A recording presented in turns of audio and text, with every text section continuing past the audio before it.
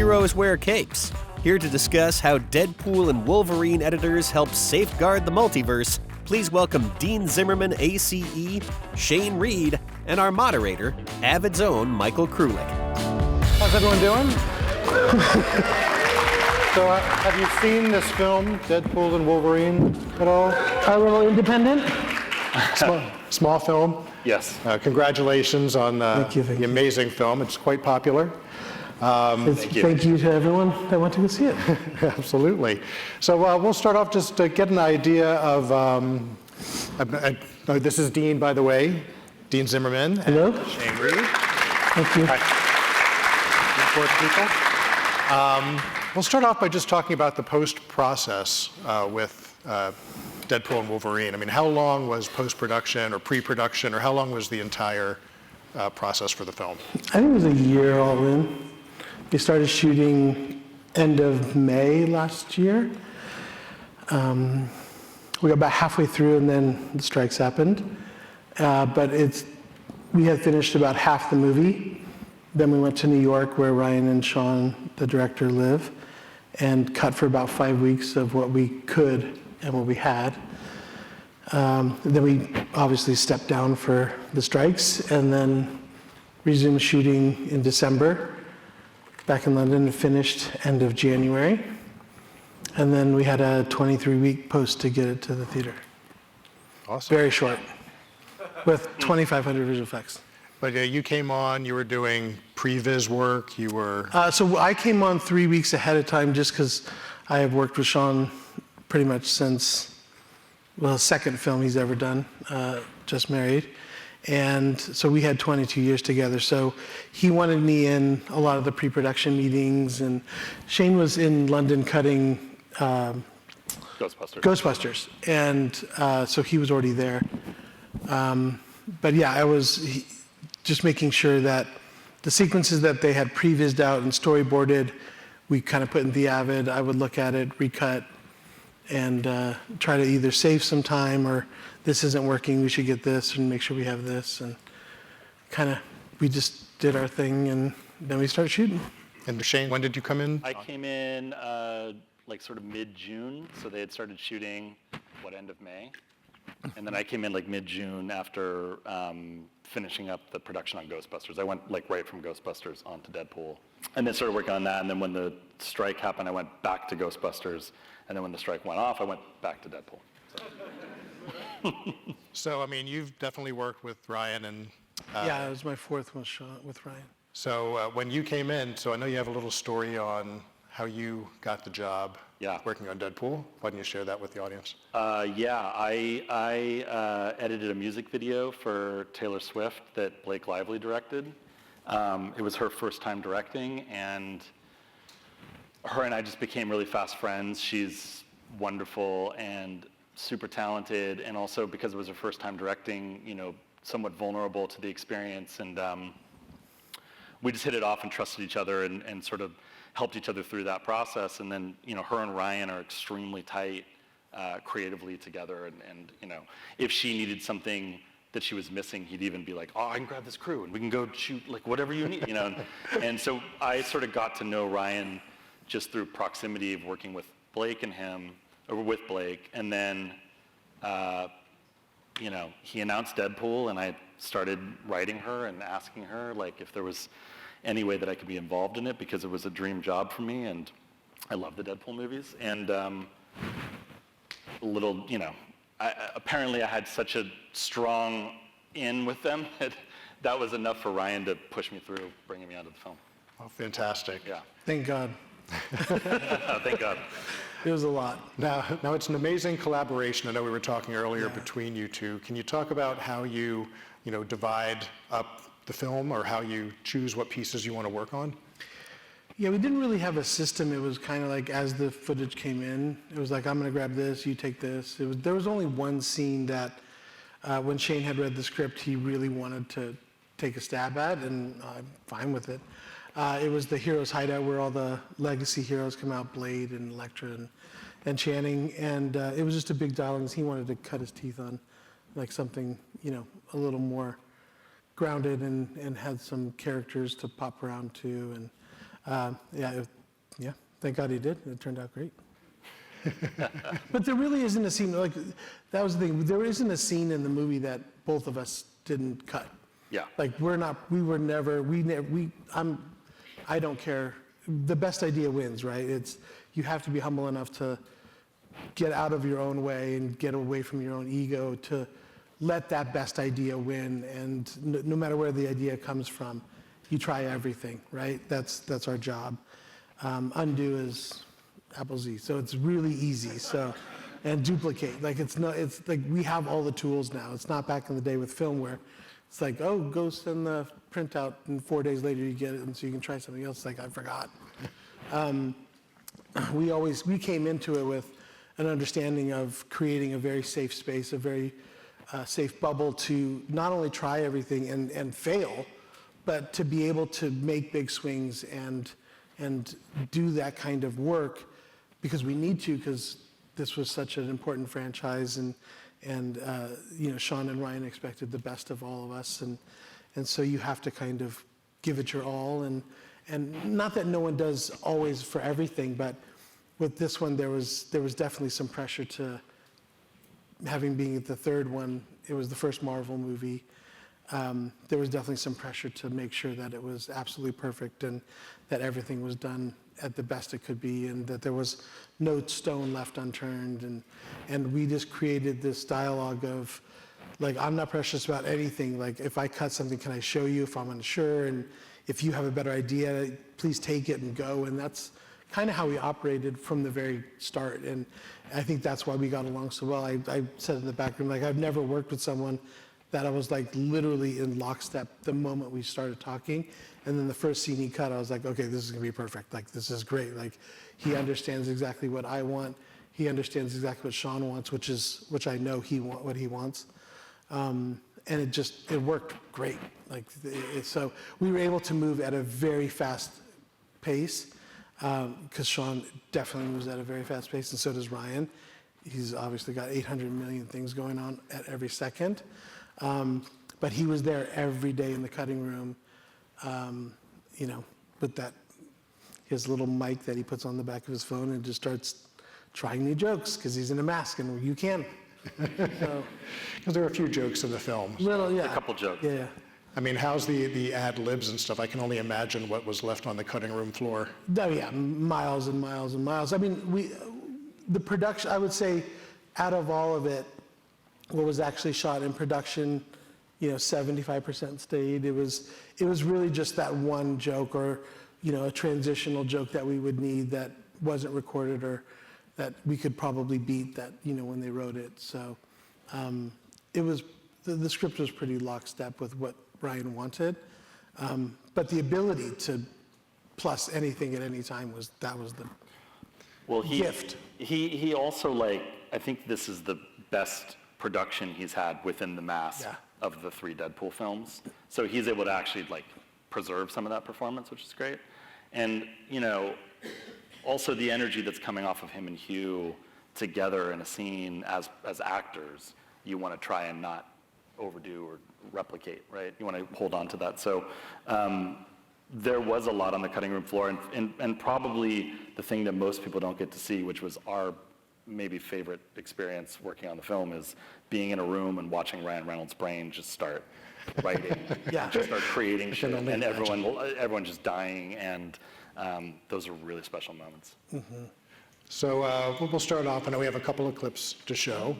I don't know if you want to introduce the first one or just let it play. Well, every Deadpool movie is famous for their main title sequences, and obviously Deadpool 3, we had to set the bar a little higher, and so we did.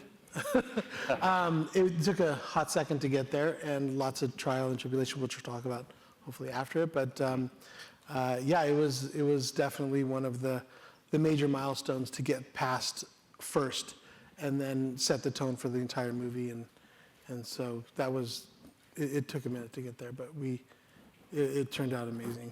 Lots of ideas, but this is a perfect, again, scenario where the safe space and the ability to take big swings and try everything yielded what we did from what it was originally supposed to be.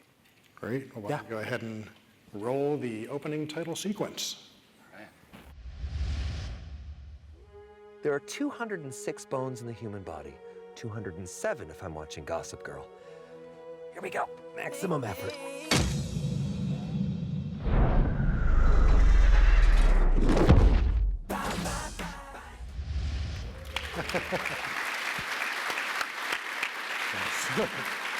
So not only is that song going to be stuck in everybody's head today, We've also offended everybody.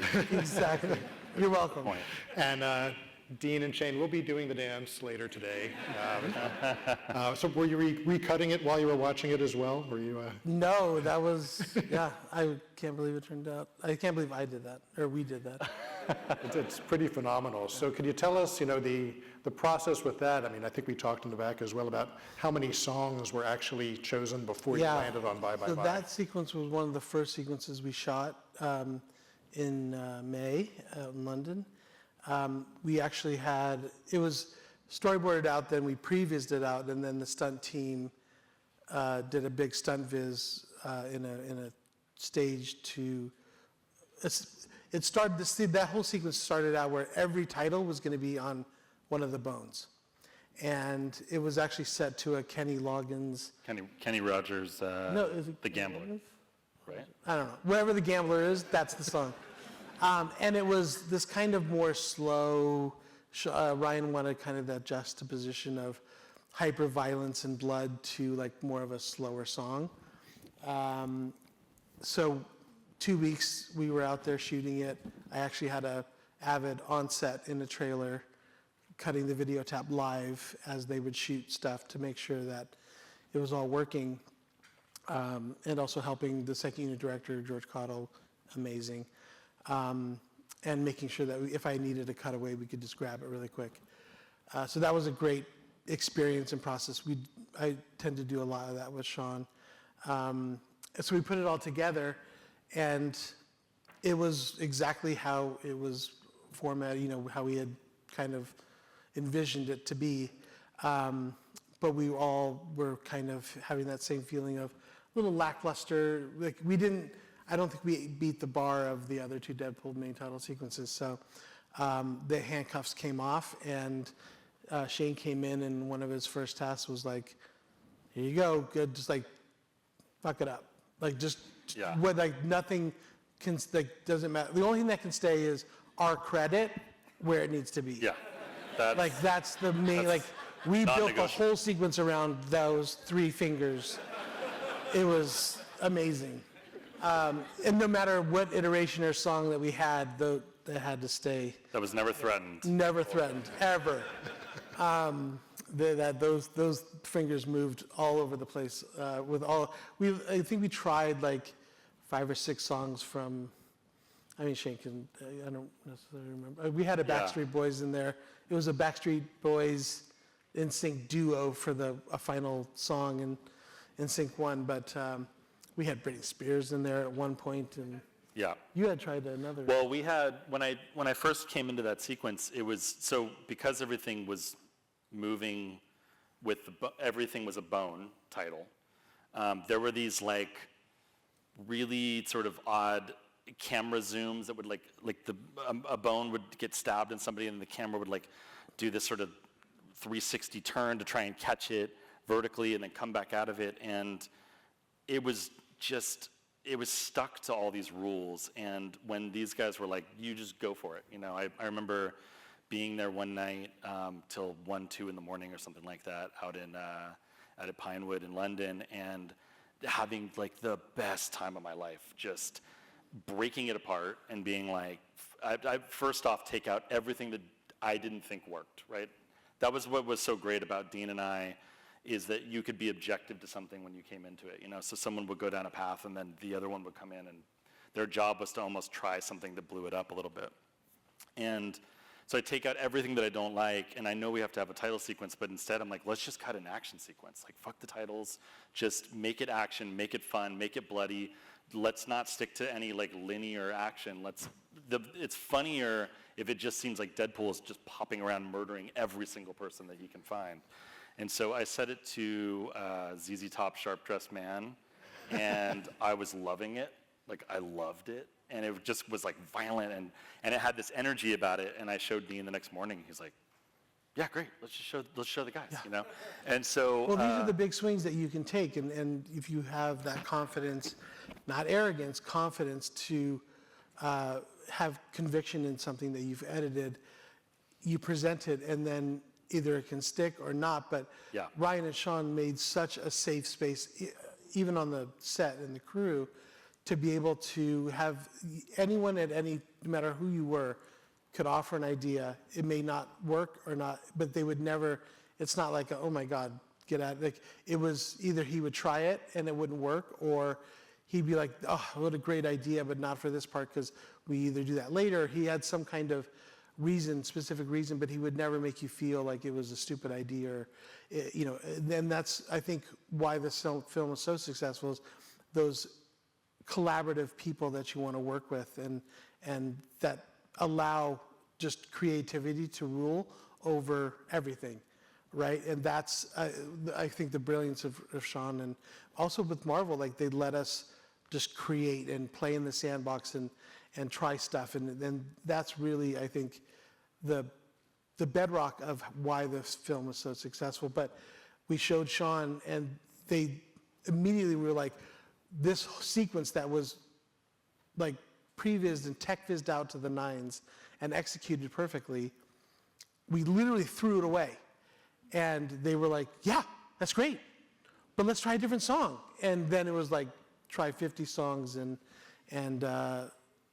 as I'm sure all you all know, when you try 50 songs and essentially cutting a music video, beats happen differently. So it takes a hot second. So it kind of became, you know, this, like, oh, you try this song, I'll try this song. Among dailies coming in every single day with like 2 units shooting. So, and them wanting to see versions like in 5 minutes, right? So this is the deadlines that we were under. But with all that, and again, the space that we had, and with our assistants who were absolutely incredible, we were able to not only manage it all, but really kind of work through it. And then when we finally landed on the NSYNC song, it was great. Everyone was like, okay, this is it. This is what we're going to do. And then the dancing part of it was a pitch from a title house that they wanted to do this like CG Deadpool dancing. And we're like, why? Let's just go shoot it. So we threw up a green screen, put a dancer in a suit, and played the song and just let him go. And we just cut it in, and it was like this. It was like again, had no idea. Doesn't matter where it came from. We would just run with it if we believed in it, and it was. Again, this is the result of it. It was pretty awesome. I want to. You brought up assistants. I want to know if you'd like to give a shout out to your assistant. Jennifer Stellema is the most incredible, not only human being, but like what she did to manage both of us was a monumental task. Like, but you know, she's been in the business forever. I've worked with her since 2010. You know, she's my lifeline. She's the backbone. Yeah, we can't, like, yes, editors are creative, but you cannot do this job without incredible assistance. Yeah, they'd be like cool ideas that lived on some computer somewhere and never saw the light of day. Exactly. Yeah. Like, cool, you had that cool idea one day, but she got it out into the theaters and I think made it work. You also had multiple nexuses. Six. 6 Nexus. Wow. Well, Marvel's big on security and backup. So, yeah, we had one in Nevada. Why? I don't know.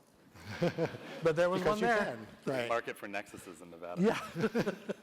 Nice. Well, no, it's very important, managing all that media. Well, that's it. And she had to, because it all had to sync. And we did have our visual effects team in California, here in LA. And they had their own as well. And visual effects wanted to have their own project. So managing all that media and back and forth. But how to make it seamless so that we don't feel it. So if I'm like, I need this, temp or comp, please, how can it get to me in 2 seconds? Like I'm wanting it. That was not an easy task, but she gave it to me in 2 seconds. Wow. So we talked about the opening credits. I just want to visit the end credits as well, which we talked about with the whole idea of going back to archival old films from previous Marvel. This guy. I believe, Shane, you were the brains behind that? I don't know to say if I was the brains behind it. I think it was a Ryan.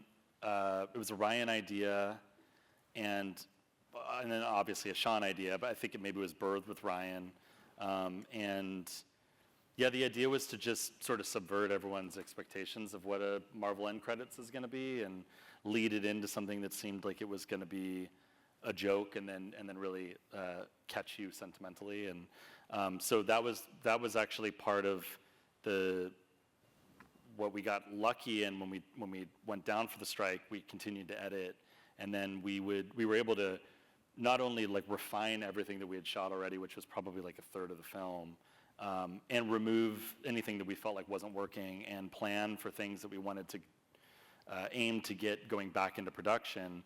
But then it just allowed us time to go, why don't we try cutting this sequence for the end credits? And I think I started culling everything I could from YouTube, and then we had Sean's team and Ryan's team at Maximum Effort send us anything that they could. We had some people at Marvel that had worked back at Fox dig in, and I watched all that stuff. And even Kevin Feige was sending us his on-set from Feige original on set. X-Men stuff. So, yeah, it was like went deep. Yeah.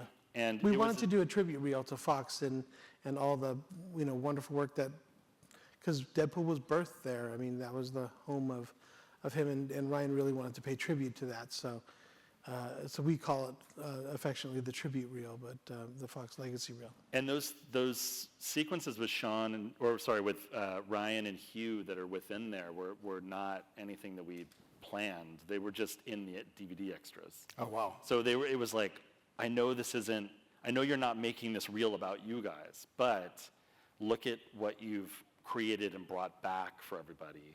And you're sort of, these two worlds are colliding. And, at one point you two were like young bucks who didn't even know that you'd be here. And so being able to sort of build these little sequences within it that traveled us back in time to seeing them in a vulnerable place, Hugh not knowing if Wolverine would work, and then you look at all these years later. And it was a really beautiful little thing that came out of that we'd never planned for. That's awesome. Well, I do want to visit, because I know we're going to be running out of time soon, is we have a second clip that we want to run that I think is a very popular one. So I don't know if you want to do a little lead in on that. Again, this was another one of those kind of Ryan Reynolds birthed ideas. He wanted to just do this tracking violence with all the variants and just Hugh going in beast mode, killing hundreds of Deadpools. And it was originally planned to just be this big one long shot set to Madonna. And it didn't end up that way, but we shot it that way. And so I guess we can watch it and then we can chat.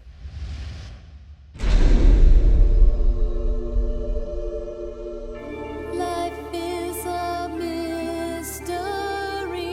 Everyone must stand alone. I hear you call. Now, if we could switch also to my laptop as well, we're going to hit on something. But if you want to talk about... Wow, again, offending everyone. Like, we might maybe have the biggest kill count in a movie. That's Definitely all in a single shot. We just kept killing people all the time.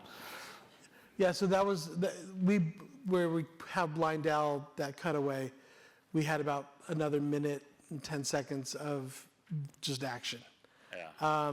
And so it just got a little too long. We were trying to, catapult us into the third act, and it just was going on a little too long. So, but we didn't have any release valve. When I say release valve, it was shot as a oneer. There was no extra cameras. There wasn't anything that we could cut to.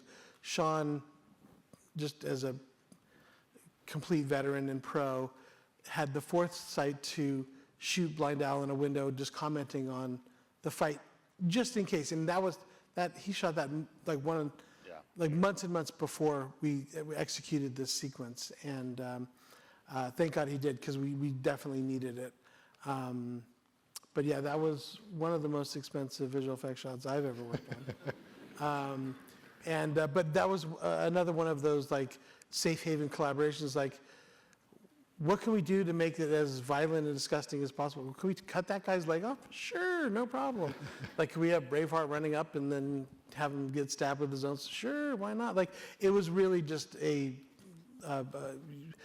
could just, how bloody and violent can we make it? And the film can absorb all that, so it was, just throw the ideas out there, let them see what sticks. Awesome. What I want to do is bring up Avid Huddle that I want to introduce. So hopefully you can switch over to the Avid. Yeah, so here we have, actually we're reaching out to Matt Fury. If you know Matt Fury, he's actually, Matt's live. There he is. There he is. Of course he waited to turn the camera on. He's live from Burlington, Massachusetts right now, but what I'm showing is Avid Huddle. I'm streaming out of Media Composer through SRT, through Teams. So what Matt is seeing, or anybody who's invited to the team session, is the output of Media Composer. And the cool thing here is anybody can interact. It's collaborative. There is timestamps, so if at any point I stop at a scene, see Matt is actually drawing on his screen. He loves this part. Yep. But he can actually go in and make comments. The comments are then exported out of Huddle. It can be imported in as markers into Media Composer. But also these frames can be grabbed as well. So I could capture that frame right here. I can say, love it. So I just made a marker there. But this is anybody who's part of the team's session with Avid Huddle can actually go in and make any, there's Matt's comment right there. Ask them about the Madonna track. Supposed to ask about the Madonna track. Yep. They're like, no. So anyway, the nice thing here is once the session is done, again, this is just a quick overview. This can be added to Media Composer, Media Composer Ultimate, or Enterprise. You can go in, and once you close the session out, here you can actually get a printout, a PDF file of the screen grab with the drawings on it, the annotations, and again, those annotations can also be saved out as text files or markers to be brought back into Media Composer.